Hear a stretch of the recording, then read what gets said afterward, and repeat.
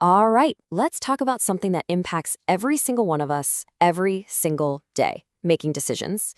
But we're not just going to talk about making choices, we're talking about doing it with speed, with confidence. Let's jump right in. I mean, just think about it. From what you're going to have for breakfast to these massive career moves, our lives are just a constant stream of choices. Some are tiny, totally insignificant. Others, well, they can change everything. It's just part of being human. So, if making decisions is just something we do all the time, why do we sometimes find ourselves completely frozen? You know that feeling? Staring at a menu or a spreadsheet or maybe two different job offers, and you're just paralyzed. What is going on there? Well, here's the big secret. The problem usually isn't that the choices are so incredibly hard. Nope.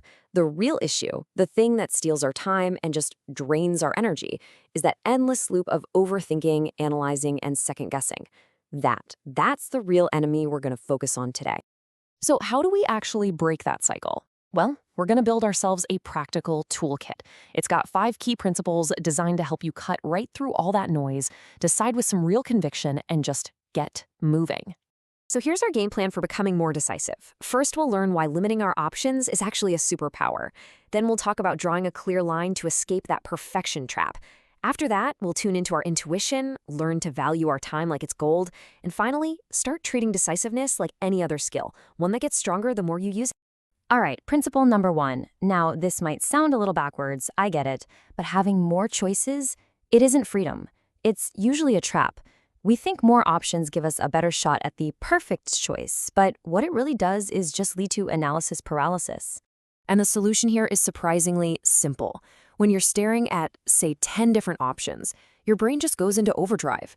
But the second you make a conscious choice to narrow it down to just 2 or 3 real possibilities, the fog just lifts and you get this instant clarity.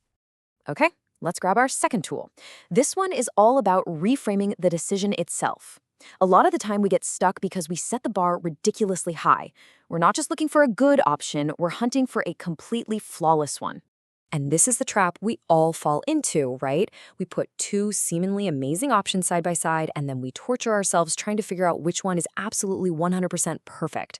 But here's the thing, the perfect choice? It probably doesn't even exist, and looking for it is just a recipe for going nowhere.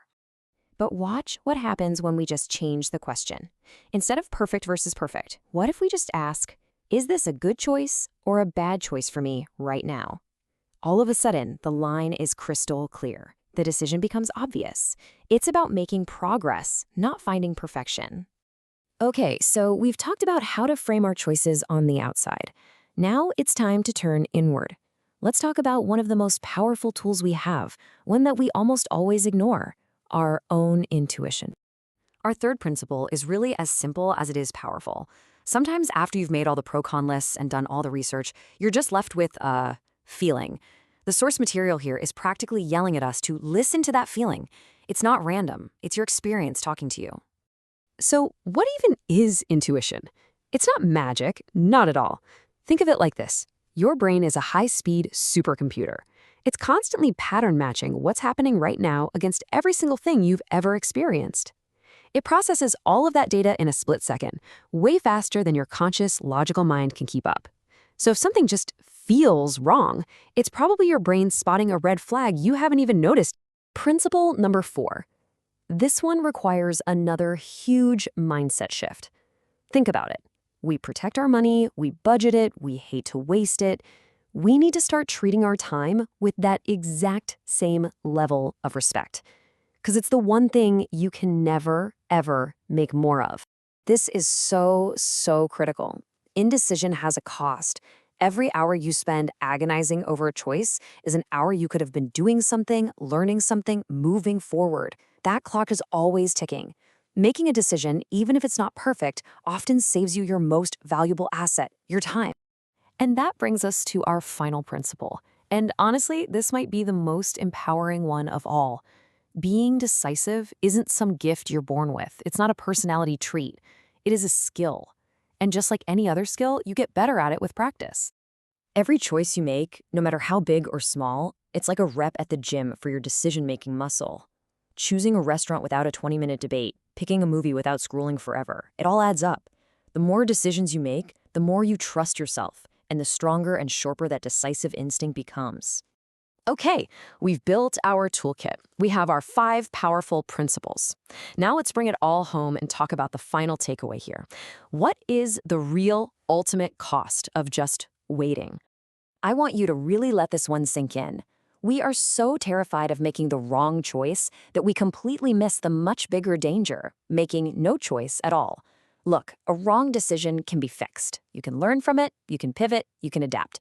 But indecision, that just leaves you stuck right at the starting line, watching your dreams fade away.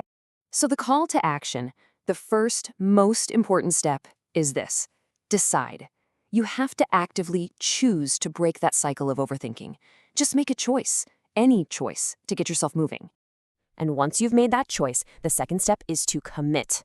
Don't look back. Don't second guess. Pour your energy into making that decision the right decision. And finally, from there, you just move forward. You resist that urge to look over your shoulder.